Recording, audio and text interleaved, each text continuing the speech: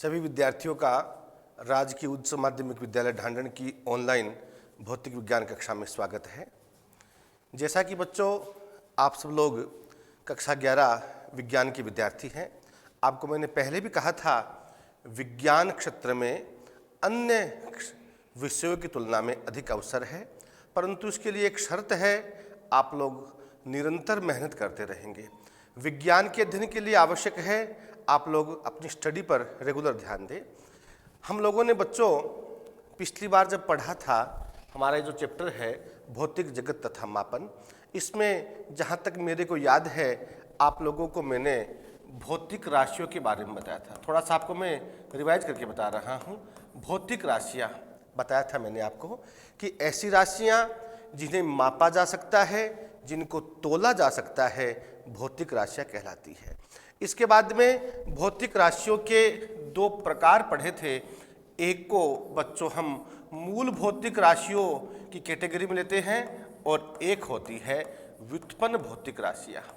मूल भौतिक राशियों का मतलब ऐसी भौतिक राशियाँ जो अन्य राशियों पर आश्रित नहीं हो, और व्युत्पन्न भौतिक राशियों का मतलब ऐसी भौतिक राशियाँ जो मूल राशियों से प्राप्त की जाती हो, उन्हें हम क्या बोलते हैं? व्युत्पन्न भौतिक राशियाँ। मैंने बच्चों उस दिन आपको बताया था कि भौतिक विज्ञान में मूलभूत भौतिक राशियों में द्रव्यमान, लंबाई और समय, इन तीन को मूलभूत भौतिक राशियाँ माना जाता है। इसके अलावा जितनी भी राशियाँ हैं उन सबको व्युत्पन्न भौतिक राशियाँ कहा जाता है। आप लोगों को मैंने मापन की जो विभिन्न पद्धतियाँ थी उनका भी जिक्र करके बताया था। एक बार पुनः याद दिला देता हूँ। एक पद्धति होती है MKS, एक होती है CGS, एक होती है FPS, और MKS का जो सुधरा हुआ रूप है उसको बोलते हैं सिस्टम इंटरनेशनल, अंतर्राष्ट्रीय पद्धति। इसी के साथ साथ बच्चों आप लोगों को मैंने मात्रक का अर्थ भी बताया था, जिसको हम इंग्लिश में यूनिट बोलते हैं, हिंदी में इसके लिए इकाई शब्द भी काम में लेते हैं। तो आपको मैंने बताया था कि किसी भौतिक राशि के मापन हेतु नियत किए हुए मान को मात्रक कहते हैं। ये सब बातें पढ़ने के बाद में बच्चों आप लोगों को मैंने बताया था कि इन तीन राशियों के बाद में बच्चों 4 राशियों को और जोड़ दिया गया था। उन 4 राशियों में था एक तो विद्युत धारा, एक था बच्चों ताप, एक था प्रदीपन तीव्रता, और एक था विद्यार्थियों पदार्थ की मात्रा। इस प्रकार से भौतिक विज्ञान में इन 7 राशियों को मूलभूत भौतिक राशियां कहा जाता है। द्रव्यमान, लंबाई, समय, विद्युत धारा, ताप, प्रदीपन तीव्रता और पदार्थ की मात्रा। आपको मैंने उस दिन बताया भी था, द्रव्यमान का मात्रक किलोग्राम, लंबाई को मीटर में मापते हैं, समय को सेकंड में मापते हैं, विद्युत धारा का मात्रक होता है विद्यार्थियों एम्पियर, ताप का मात्रक होता है केल्विन, प्रदीपन तीव्रता का मात्रक होता है कैंडेला, और पदार्थ की मात्रा का मात्रक होता है मोल। तो इस प्रकार से हम सब लोगों ने सीखा था कि मूलभूत भौतिक राशियां 7 होती है। जैसा हम सब लोग जानते हैं, आप जब परीक्षा दे रहे होते हैं, आपकी मूल कॉपी भर जाती है, तब आप लोग सर से कहते हैं कि सर हमें दूसरी कॉपी दीजिए, उसको हम सप्लीमेंट्री कॉपी कहते हैं। ठीक उसी प्रकार से विद्यार्थियों इन 7 भौतिक राशियों के बाद में 2 भौतिक राशियों को और जोड़ा गया था। चूंकि इनको बाद में जोड़ा गया, इस कारण से इनको हम बोलते हैं पूरक भौतिक राशियाँ। पिछली बार जब हमने जिक्र किया था तो उस समय आपको मैंने ये बात बताने का प्रयास किया था कि पूरक भौतिक राशियाँ कौन कौन सी होती है। एक को तो बच्चों हम लेते हैं तलीय कोण, और दूसरी जो पूरक भौतिक राशि है वो कहलाती है बच्चों ठोस कोण। इन पूरक भौतिक राशियों के जो मात्रक होंगे उनको हम बोलेंगे पूरक मात्रक। आप लोगों को ध्यान है तलीय कोण का मात्रक होता है रेडियन, और ये जो ठोस कोण है इसका मात्रक होता है स्टेरिडियन। आप लोगों को मैंने इनका अर्थ भी बताया था कि एक रेडियन वह तलीय कोण है जो वृत्त की त्रिज्या के बराबर का चाप वृत्त के केंद्र पर अंतरित करता है, उसे हम लोग क्या बोलते हैं? तलीय कोण। और ठोस कोण के बारे में बताया था मैंने, स्टेरिडियन वह ठोस कोण है जिसमें गोले के पृष्ठ का एक भाग, ये गोला है और जिसकी बात कर रहा हूं मैं, ये गोले का एक अल्पांश है, गोले के पृष्ठ का एक भाग गोले के केंद्र पर अंतरित करता है, उसे विद्यार्थियों हम लोग कहते हैं स्टेरिडियन ठोस कोण। तो ये सारी बातें हम लोगों ने पिछली बार जब हमने इस चैप्टर को पढ़ना शुरू किया था उस समय मैंने आपको सारी जानकारी दी थी। एक बार आप लोग इसको मूलभूत ढंग से, सही ढंग से, व्यवस्थित ढंग से याद कर लें कि प्रकृति में मूलभूत भौतिक राशियां फिजिक्स की दृष्टिकोण से कितनी हो गई? 7। द्रव्यमान, लंबाई, समय, विद्युत धारा, ताप, प्रदीपन तीव्रता और पदार्थ की मात्रा, ये 7 मूलभूत भौतिक राशियां कहलाती है। इनके जो मात्रक हैं उनको बोलते हैं हम लोग मूल मात्रक। और बाद में जिन राशियों को जोड़ा गया है, जिसमें आपके सामने है तलीय कोण और ये ठोस कोण, इनको हम बोलते हैं विद्यार्थियों पूरक भौतिक राशियां।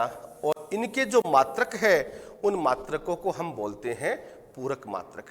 आज हम लोग हमारी इस चैप्टर की जो कहानी है उसको आगे बढ़ाते हैं। हमारा बहुत ही महत्वपूर्ण टॉपिक जिसका नाम है विमा। विमा विद्यार्थियों बहुत आसान टॉपिक, लेकिन फिजिक्स के दृष्टिकोण से सबसे महत्वपूर्ण टॉपिक है ये। आगे आप लोग जो कॉम्पिटिटिव एग्जाम देंगे, चाहे नीट का हो चाहे जेईई का हो, उन सब में बच्चों कम से कम 2 प्रश्न इस विमा वाले चैप्टर से जरूर आते हैं। हम लोग कई बार ऐसा सोच लेते हैं बहुत आसान टॉपिक है इसलिए इसको पढ़ने की जरूरत नहीं है, लेकिन ध्यान रखना ये हमारे लिए महत्वपूर्ण है। विमा की जानकारी ले रहे हैं। क्या होता है विमा का अर्थ? हम सबको ध्यान है मूलभूत भौतिक राशियों में द्रव्यमान, जिसको हम दर्शाते हैं m से, लंबाई जिसको दर्शाते हैं l से, समय जिसको दर्शाते हैं t से। तो बच्चों किसी भी भौतिक राशि को m, l तथा t के रूप में व्यक्त करने हेतु इन पर लगाई जाने वाली जो घात है, उन घातों को हम क्या बोलते हैं? उस भौतिक राशि की विमा कहते हैं। ये जानकारी मैंने आपको बच्चों पहले भी बताई थी, पुनः बता रहा हूं कि किसी भी भौतिक राशि को m, l, t के रूप में व्यक्त करने हेतु इन पर लगाई जाने वाली घातों को भौतिक राशि की विमा कहते हैं। आज आप लोगों को विमा के बारे में शुरू से बता रहा हूं। जहां भी बच्चों द्रव्यमान की बात होगी, चाहे द्रव्यमान किलोग्राम में हो, चाहे ग्राम में हो, चाहे मिलीग्राम में हो, चाहे डेसीग्राम में हो, क्विंटल में हो, टन में हो, या जिसको हम लोग मण बोलते हैं उसमें हो, द्रव्यमान की जहां भी बात आएगी उसकी विमा होगी विद्यार्थियों m1। चूंकि यहाँ पर न तो l है न t है, तो हम लोग लिख सकते हैं L0 T0। हम बात करें विद्यार्थियों लंबाई की। लंबाई चाहे मीटर में हो, सेंटीमीटर में हो, किलोमीटर में हो, मिलीमीटर में हो, किसी में भी हो, लंबाई की जब बात आएगी बच्चों इसकी विमा होगी L1। m नहीं है तो m0 और t भी नहीं है T0। समय की बात करें, समय चाहे मिनट में हो, चाहे घंटा में हो, चाहे सेकंड में हो, चाहे दिनों में हो, किसी भी समय की बात करें उसके लिए विमा आएगी विद्यार्थियों T1। m0 आ गया, L0 आ गया। तो ये आप लोगों को ध्यान में रहना चाहिए कि द्रव्यमान, लंबाई और समय की विमा क्या होती है। अब हम लोग इससे आगे बढ़ना शुरू करते हैं। बहुत आसान है, आप लोग ध्यान से पढ़ते जाइए। जहां भी दिक्कत आती है उसका हम लोग समाधान व्हाट्सएप के माध्यम से आप लोगों को जब ग्रुप में भेजा जाएगा उसके आधार पर आप मेरे से पूछ सकते हैं। अब हम बात करते हैं बच्चों, धीरे धीरे आगे बढ़ते हैं। हम बात करते हैं क्षेत्रफल की, जिसको इंग्लिश में बोलते हैं एरिया। यहाँ पर बच्चों आपके लिए ध्यान देने योग्य बात है, यहाँ पर फिजिक्स में विमा की बात है, तब आप लोग ध्यान रखना, चाहे क्षेत्रफल आयत का हो, चाहे वर्ग का हो, चाहे वृत्त का हो, चाहे गोले का हो, चाहे घन का हो, चाहे घनाभ का हो, चाहे शंकु का हो, किसी भी भौतिक राशि का जब आप क्षेत्रफल की बात करेंगे तो क्षेत्रफल का मतलब होता है, जैसे हम बात करें आयत की बात करें, हम लोग क्या बोलते हैं भाई? लंबाई गुणा चौड़ाई। हम लोग वर्ग की बात करें, हम लोग क्या बोलते हैं, भुजा गुणा भुजा।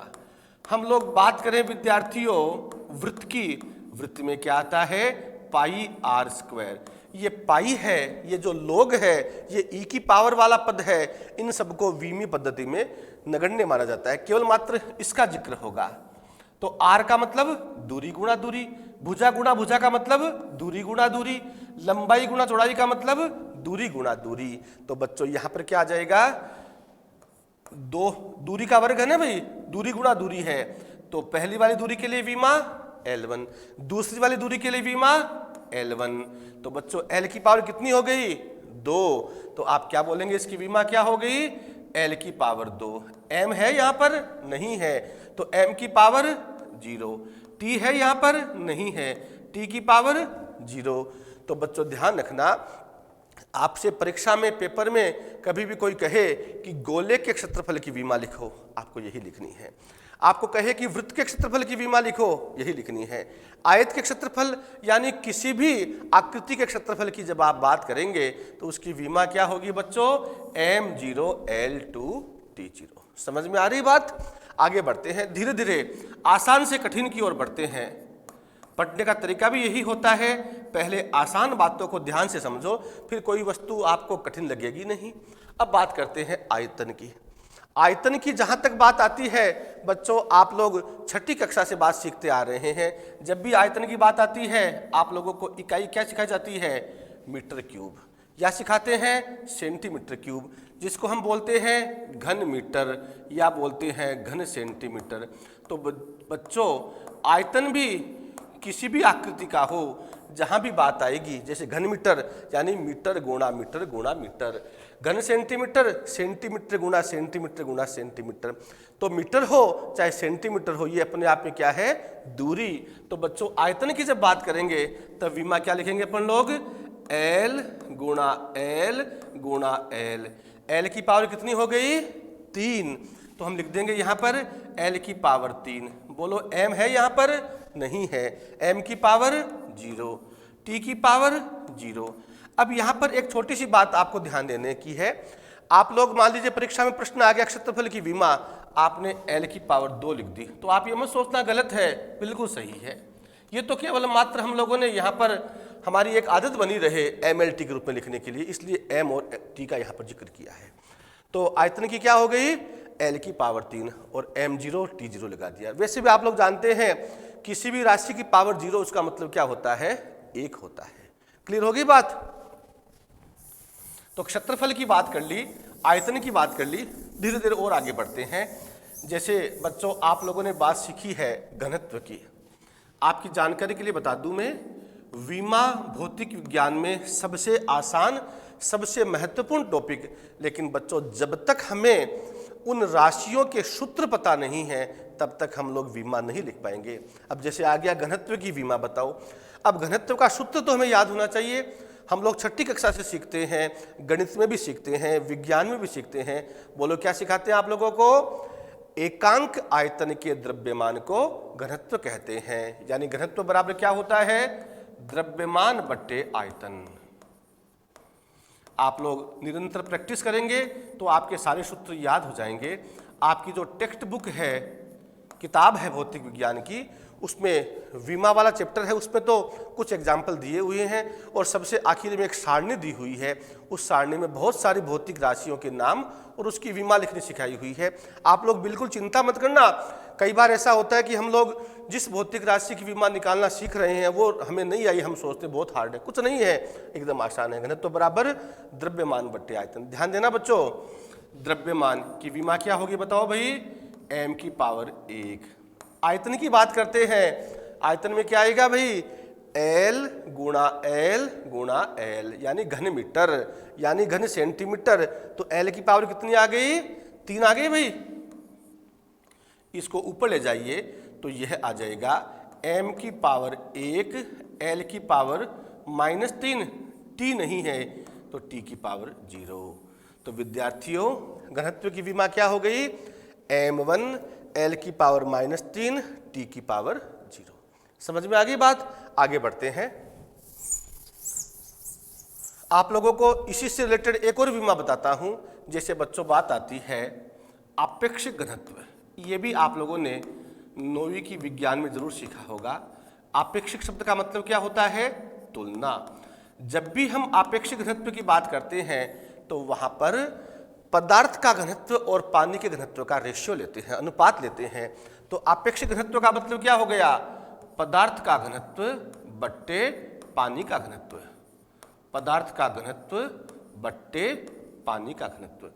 बच्चों विमा चाहे पारे के घनत्व की हो, विमा चाहे पानी के घनत्व की हो, विमा चाहे ग्लिसरीन के घनत्व की हो, किसी भौतिक राशि के घनत्व की बात आती है उन सब की विमा क्या होती है? समान। ध्यान देना, अभी हम लोगों ने घनत्व की विमा निकाली है। घनत्व का मतलब द्रव्यमान बट्टे आयतन। क्या आई थी विमा? m1 L-3 T की पावर 0। ठीक उसी प्रकार से पानी के घनत्व की विमा भी क्या होगी? यही होगी बच्चों, m1 L-3 और T0। देखो ऊपर और नीचे पद एक ही है तो आपस में ये एक दूसरे को कैंसिल कर देंगे। तो यहाँ पर क्या बच गया? एक बच गया। और एक को लिखने का तरीका क्या हो गया? यहाँ पर m की पावर 0, L की पावर 0 और T की पावर 0। तो बच्चों न तो m पर कोई घात है, न L पर कोई घात है, न T पर कोई घात है। इसका मतलब जहाँ कहीं भी आपेक्षिक घनत्व की बात आएगी वहाँ पर हम क्या कहेंगे कि यह अपने आप में विमाहीन भौतिक राशि है। क्या कहेंगे आप लोग? विमाहीन भौतिक राशि है। डायमेंशनलेस फिजिकल क्वांटिटीज, विमाहीन भौतिक राशि है। समझ गए बात? आपेक्षिक घनत्व का मतलब विमाहीन भौतिक राशि। आप लोगों को एक और छोटी सी बात बताता हूं। आप लोग जब छठी कक्षा में गणित में आपने अध्ययन शुरू किया था, आपको सिखाते हैं कोण के बारे में जानकारी। कोण की छोटी सी परिभाषा है, आप सबको ध्यान भी है। कोण बराबर क्या होता है बच्चों? चाप बट्टे त्रिज्या। आपने जब छठी कक्षा में ज्यामिति में रचना वगैरह करते थे आप लोग, तो उसमें आप लिखते थे ना भाई 2 सेंटीमीटर त्रिज्या का एक चाप खींचा। तो चाप का मतलब क्या हो गया भाई? अपने आप में दूरी तो हो गई 2 सेंटीमीटर। त्रिज्या क्या हो गई? आप कहते थे कि 3 सेंटीमीटर त्रिज्या का एक वृत्त खींचते हैं, तो त्रिज्या भी क्या हो गई? दूरी। तो आपको बताया हुआ है दूरी चाहे लंबाई के रूप में हो, चाहे चौड़ाई के रूप में हो, चाहे गहराई के रूप में हो, चाहे त्रिज्या के रूप में हो, चाहे विस्थापन के रूप में हो, चाहे चाप के रूप में हो, उन सब की विमा समान होती है। और उन सब की विमा क्या होती है भाई? चाप अपने आप में क्या हो गई? फिर लंबाई हो गई, यानी L की पावर 1। त्रिज्या भी अपने आप में क्या हो गई? लंबाई हो गई, या यूँ समझिए दूरी हो गई है। दूरी की विमा L1 और यहाँ पर भी क्या आ जाएगी? L1। बोलो बच्चों, L1 से L1 कैंसिल। क्या मतलब हो गया इसका? 1। और 1 को हम कैसे दर्शाते हैं? m की पावर 0, L की पावर 0, T की पावर 0। तो बच्चों कोण भी कैसी राशि हो गई? विमाहीन भौतिक राशि, डायमेंशनलेस, विमाहीन भौतिक राशि। अब एक प्रश्न बन गया, परीक्षा में 1 नंबर मुफ्त का सा मिलता है। कोई 2 विमाहीन भौतिक राशियों के नाम लिखो। आपने याद कर लिया है, एक तो क्या था बच्चों? आपेक्षिक घनत्व, और दूसरा क्या आ गया? कोण। समझ में आ रही बात? आगे बढ़ते हैं। हम लोगों को हमारे गुरुजन विज्ञान में 7वीं 8वीं में सिखा देते हैं बच्चों, चाहे चाल की बात हो चाहे वेग की बात हो, सूत्र दोनों का एक ही है। लेकिन ध्यान रखना, जब चाल की बात आती है, वेग की बात आती है, चूंकि 9वीं कक्षा में आते आते हमें इनका फर्क समझ में आ जाता है। चाल का मतलब तो कैसी भौतिक राशि है? ये अदिश भौतिक राशि। और वेग का मतलब कैसी भौतिक राशि है? ये सदिश भौतिक राशि। अगला जब चैप्टर पढ़ाऊंगा तब बच्चों इनका भी क्लियरिफिकेशन करूंगा, सदिश और अदिश। हालांकि पढ़ रखा आपने, लेकिन फिजिक्स भी हमारे फिजिक्स में कोर्स में है सदिश राशियाँ और अदिश राशियाँ। चाल की बात करते हैं। आप लोगों ने छठी कक्षा की गणित में सूत्र सीखा था, चाल बराबर क्या होता है? दूरी बट्टे समय। एकांक समय में तय की गई दूरी को चाल कहते हैं। चूंकि चाल अदिश राशि है तो यहाँ पर दूरी आ गई। वेग की बात करते हैं, हम लोग लिखते हैं इसको विस्थापन बट्टे समय। आप लोगों के ये तो टॉपिक मैंने क्लियर कर दिया है, ये फंडा आपने क्लियर कर दिया है कि चाहे दूरी की बात हो, चाहे विस्थापन की बात हो, चाहे त्रिज्या की बात हो, चाहे लंबाई, चौड़ाई, गहराई, विस्थापन कुछ भी हो, उन सब की विमा क्या होगी? एल। तो दूरी की जगह क्या लिख दूंगा मैं? एल की पावर 1 बट्टे क्या है भाई? समय। समय की जगह क्या लिख दूंगा? टी की पावर 1। इसको ऊपर ले जाइए तो क्या बन गया बच्चों? यहाँ पर m नहीं है तो हमने लिख दिया m की पावर 0। l की पावर 1, t को आप ऊपर ले गए तो t की पावर -1। इसी प्रकार से यहाँ पर देख लीजिए भाई, विस्थापन की विमा क्या हो गई? L1। समय की क्या हो गई? T1। तो इसकी विमा क्या हो गई? m0 L1 T-1। तो विद्यार्थियों, चाहे चाल हो चाहे वेग हो, विमा क्या होती है? m0 L1 T-1। बात समझ में आ रही अच्छी तरह से? आगे बढ़ते हैं। चाल और वेग को पढ़ने के पश्चात अभी तक आप लोगों को मैंने उन्हीं भौतिक राशियों की विमा बताई है जिन भौतिक राशियों का परिचय आपने पूर्व में प्राप्त कर लिया है। छठी से लेकर 10वीं तक जो कुछ पढ़ा है उसी को मैं दोहरा रहा हूं। आगे बढ़ते हैं। त्वरण, जिसको इंग्लिश में क्या बोलते हैं? एक्सेलरेशन। त्वरण आप सबके याद है परिभाषा, आपको विज्ञान की किताब में सिखाते हैं, वेग में परिवर्तन की दर को त्वरण कहते हैं। अब ध्यान रखना बच्चों, परिवर्तन की दर का मतलब क्या हो गया? हमेशा ध्यान रखना, वेग में परिवर्तन की दर वेग बट्टा समय, विस्थापन में परिवर्तन की दर विस्थापन बट्टा समय, बल में परिवर्तन की दर बल बट्टा समय। जहां किसी भौतिक राशि के साथ यह शब्द जुड़ जाता है परिवर्तन की दर, इसका मतलब उस भौतिक राशि में हमें समय का भाग देना है। तो त्वरण का मतलब क्या हो गया? वेग में परिवर्तन की दर। तो इसका सूत्र क्या बन गया भाई? त्वरण बराबर क्या हो गया? वेग बट्टे समय।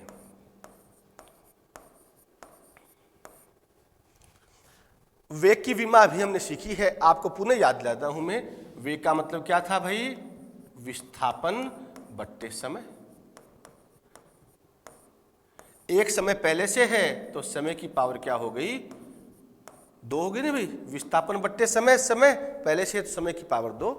विस्थापन की विमा L1, समय की विमा T1, लेकिन समय का स्क्वायर है तो T की पावर 2 हो गई। ऊपर ले जाइए बच्चों, तो m तो यहाँ पर है नहीं, m0, L की पावर 1 और T की पावर -2। तो विद्यार्थियों, त्वरण की विमा आ गई है m0 L1 T-2। ये तो चूंकि हम लोग धीरे धीरे प्रारंभिक स्टेज में पढ़ रहे हैं, जैसे जैसे आप प्रैक्टिस करेंगे आप लोगों की जबानी याद हो जाएगा ये। और वैसे डायरेक्ट लिख सकते हैं भाई, देखो वेग की विमा क्या सीखी थी अभी हमने? विस्थापन बट्टे समय, तो L1 T-1 बट्टे समय T1। ऊपर ले गए, क्या हो गया? L1 T की पावर, ये -1 है, ये ऊपर जाएगा, ये भी माइनस का होगा, माइनस माइनस जुड़ जाएगा, T की पावर -2, m नहीं है तो m की पावर 0। ये हो गई बच्चों त्वरण की विमा। समझ गए मेरी बात को? अब यहाँ पर एक शब्द इसके साथ और आएगा, आप पढ़ेंगे। एक शब्द आता है मंदन। बस स्टैंड पर कोई बस खड़ी है, जब वो चलना शुरू करती है धीरे धीरे उसका वेग बढ़ता है, इसका मतलब तो उस समय उसकी स्थिति त्वरित की स्थिति है, त्वरण है उसमें। और बस जहाँ पर गंतव्य स्थल पर जा रही है, तेज चल रही है, उसका आगे स्टैंड आने वाला है, वो उस समय रुक रही है और रुकती रुकती बिल्कुल विराम अवस्था में आ जाती है, उस समय त्वरण नहीं होता है अपितु मंदन होता है। समझ गए? वेग में जब वृद्धि की बात आती है उस समय तो, यानी वेग में जो परिवर्तन समय के साथ में वृद्धि के रूप में हो रहा हो तो उसको तो हम बोलते हैं त्वरण। और वेग में परिवर्तन समय के साथ कमी के रूप में हो रहा है तो उसको बोलेंगे मंदन।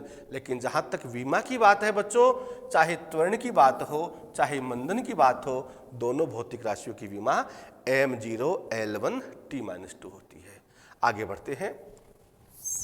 मेरे हिसाब से यदि आप लोग आज इनको दोहरा लेंगे तो आप विमा के एक्सपर्ट हो जाएंगे। और मुझे तो उम्मीद यह है कि आप 2-3 दिन पढ़ लोगे तो आप मेरे को विमा सिखानी और शुरू कर दोगे, क्योंकि आप लोगों में बुद्धिमत्ता में कोई कमी नहीं है। आगे बढ़ते हैं। हम बात करते हैं बल की। हमारे लिए बल कोई नई भौतिक राशि नहीं है।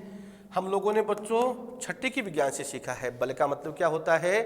खींचने या धक्का देने की प्रक्रिया को हम क्या बोलते हैं? बल बोलते हैं। बल की परिभाषा अनेकों पढ़ी है। बल वह कारक है जो किसी वस्तु के वेग में परिवर्तन कर दे। और बल का जो सूत्र है हम सबने सीख रखा है। बल को हम बच्चों F कहते हैं। F से दर्शाते हैं ना भाई। बल बराबर क्या होता है?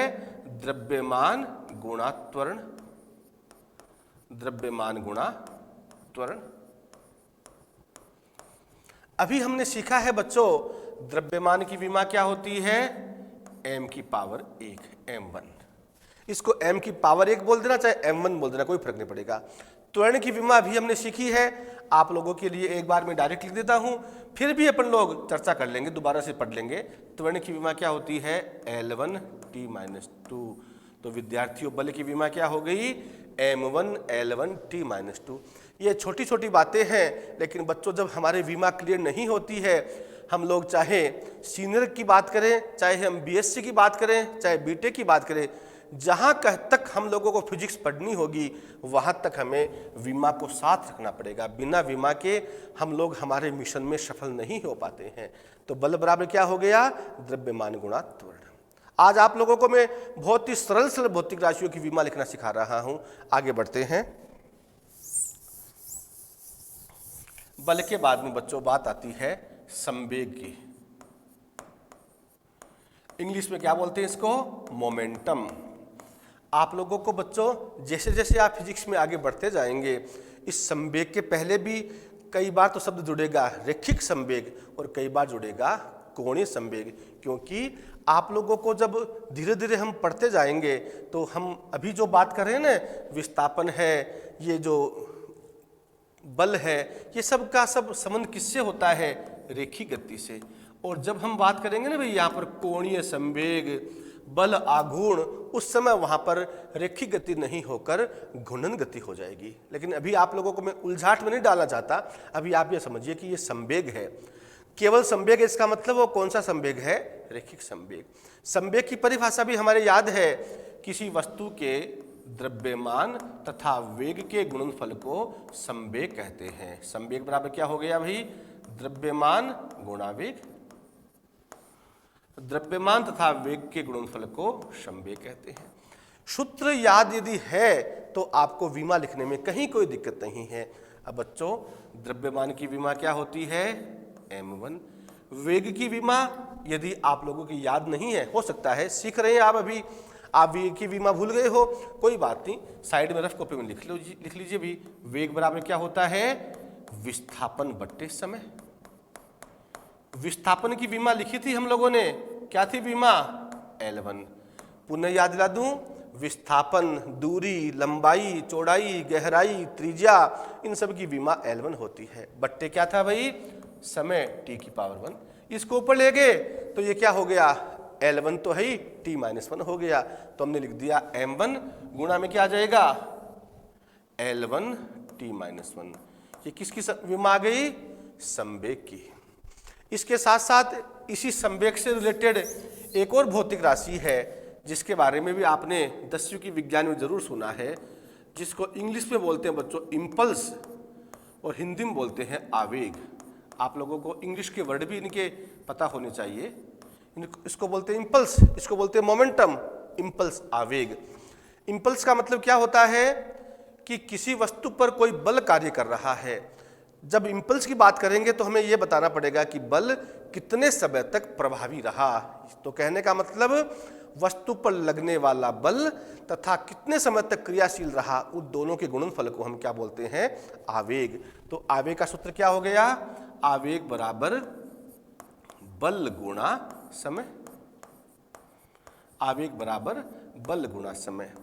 बल की विमा बच्चों हमारे याद हो चुकी है, याद नहीं है तो दोबारा से आप लोग सीख सकते हैं। बल बराबर द्रव्यमान गुणा त्वरण। मैं आपको एक बार पुनः सिखा देता हूं। बल की जगह लिख दिया आपने द्रव्यमान गुणा त्वरण इनटू समय है। बहुत ही आराम से तसल्ली से हमें सीखना है, जल्दबाजी नहीं करनी है। द्रव्यमान की विमा हमारे याद है, क्या लिख दिया हमने? m1। त्वरण की भी मान लीजिए भूल गए। त्वरण बराबर क्या था भाई? वेग बट्टा समय इनटू आगे समय है। आप लोग चाहो तो इस समय को समय से काट दो, नहीं मत काटो एक बार। अब ये आगे आ जाएगा भाई, m1 तो है ही, वेग की विमा भी भूल गए हम लोग। वेग बराबर क्या होता है? वेग बराबर क्या होता है? विस्थापन बट्टे समय। हालांकि आपके पास सामने लिखी हुई है ये, वेग बराबर विस्थापन बट्टे समय, तो यह हो गया विस्थापन बट्टे समय। एक समय पहले से मौजूद है तो समय का स्क्वायर और ऊपर समय है। अब आपको देखो ये जो सूत्र है वो मूलभूत भौतिक राशियों के रूप में आ गया, तो हम कैसे लिख देंगे मान इसका? बराबर ये m1 तो है ही, विस्थापन की जगह क्या लिख दूं भाई? L1, समय की जगह क्या लिख दूं? T1, बट्टे क्या है? समय का स्क्वायर, तो t की पावर 2। इसको बच्चों आप ऊपर ले जाइए तो t की पावर किसकी हो जाएगी? ये माइनस की 2, प्लस की 1 मौजूद है तो t की पावर कितनी रहेगी? माइनस की 1। तो यहाँ पर क्या आ जाएगा? m1 L1 t-1। ये तो देखो हमने पूरे सिस्टम से किया है, लेकिन आप लोग अभ्यास करते करते ऐसी स्थिति में आ जाएंगे सारी भौतिक राशियों की विमा आपके याद हो जाएगी। अब डायरेक्ट लिख सकते हैं भाई, आवेग बराबर क्या था? बल गुणा समय। बल की विमा क्या थी? m1 L1 t-2 इंटू समय की विमा क्या थी? T1, तो विमा क्या आ गई? m1 L1 t-1। ये विमा किसकी? आवेग की। और ये विमा किसकी? संवेग की। मैंने बच्चों इसलिए नहीं मिटाया क्योंकि आपको बताना था मेरे को। देखो आवेग की विमा m1 L1 t-1 और संवेग की विमा m1 L1 t-1। इसका मतलब ये ऐसी दो भौतिक राशियां हो गई है जिनकी विमाएं समान है। तो परीक्षा में ऐसा प्रश्न पूछा जाए ना, कोई दो ऐसी भौतिक राशियों के नाम लिखो जिनकी विमाएं समान होती है, आप क्या कह सकते हैं? आवेग तथा संवेग। कोई दो ऐसी भौतिक राशियों के नाम लिखो जो विमाहीन होती है, बोलो क्या क्या हो गई? कोण आ गया, आपेक्षिक घनत्व आ गया। समझ में आ गई बात? आगे बढ़ते हैं बच्चों।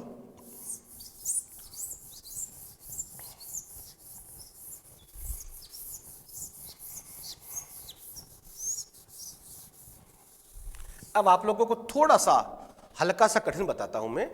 आप लोगों ने बच्चों नौवीं की विज्ञान में न्यूटन के नियम वगैरह पढ़े हैं, जिसमें आपने एक बहुत ही महत्वपूर्ण सूत्र पढ़ा है, न्यूटन का गुरुत्वाकर्षण का नियम। उस नियम के मुताबिक आपने बच्चों ये सूत्र पढ़ा है, मेरे को याद है, F बराबर जी एम, इसको m1 लिख देता हूं मैं, जी m1 m2 बट्टे आर स्क्वायर। सबके याद है। हो सकता है उस समय आर की बजाय सर ने आपको कोई डी बताया होगा। बात एक ये दूरी है, ये F बराबर जी m1 m2 बट्टे आर स्क्वायर। F का मतलब तो गुरुत्वाकर्षण बल, m1 का मतलब पृथ्वी, m2 का मतलब जिस वस्तु को पृथ्वी अपनी ओर आकर्षित कर रही है उसका द्रव्यमान, और r का मतलब दूरी, और g को हम क्या बोलते हैं? गुरुत्वाकर्षण का सार्वत्रिक नियतांक। सार्वत्रिक नियतांक इसे क्यों बोलते हैं? क्योंकि इसका मान सर्वत्र समान होता है। तो F बराबर जी m1 m2 आर स्क्वायर। दोनों वस्तुओं में यदि एक वस्तु पृथ्वी है तब तो ये पृथ्वी का द्रव्यमान, ये दूसरी वस्तु का द्रव्यमान, और यदि आप अन्य दो वस्तुओं की बात कर रहे हैं तो ये पहली वस्तु का द्रव्यमान और ये दूसरी वस्तु का। तो आपसे कहा जाए कि गुरुत्वाकर्षण के सार्वत्रिक नियतांक की विमा लिखिए, तो बच्चों विमा आपको रटनी नहीं है, प्रैक्टिस करते करते आपकी याद जरूर हो जाएगी। लेकिन फिलहाल हम सीख रहे हैं F बराबर जी m1 m2 बट्टा आर स्क्वायर। आपको g की विमा चाहिए तो आप ऐसा कीजिए, ये सूत्र लिखकर g को एक तरफ लिख लीजिए, g बराबर वज्र गुणा कर दिया, आर स्क्वायर चला गया f के साथ में, f आर स्क्वायर बट्टे क्या आ गया? m1 into m2। F क्या है बच्चों? बल। अब बल चाहे गुरुत्वीय बल हो, बल चाहे नाभिकीय बल हो, बल चाहे विद्युत बल हो, बल कोई सा भी हो, सब बल की विमा एक ही होती है। तो बोलो भाई F की जगह क्या लिख दूं मैं? अभी आपको बताया था बल की विमा m1 L1 t-2 into are क्या भाई? दूरी। दूरी की विमा क्या होती है? L, लेकिन दूरी का स्क्वायर है तो L की पावर 2 बट्टे m1 m2, ये भी द्रव्यमान ये भी द्रव्यमान, तो द्रव्यमान का स्क्वायर, तो m की पावर कितनी होगी बच्चों? 2। इसको सरल कर लीजिए, इसको ऊपर ले जाएंगे आप लोग तो m की पावर -2 हो जाएगी। m की पावर पहले से 1 मौजूद है प्लस की, तो m की पावर कितनी हो गई, m की पावर -1, और l की पावर कितनी हो गई, 1 और 2 3, और t की पावर -2। तो इस आधार पर बच्चों आपने सीख लिया है कि न्यूटन के गुरुत्वाकर्षण के सार्वत्रिक नियतांक की विमा क्या होती है, m-1, L3 और t-2। समझ में आ रही बात।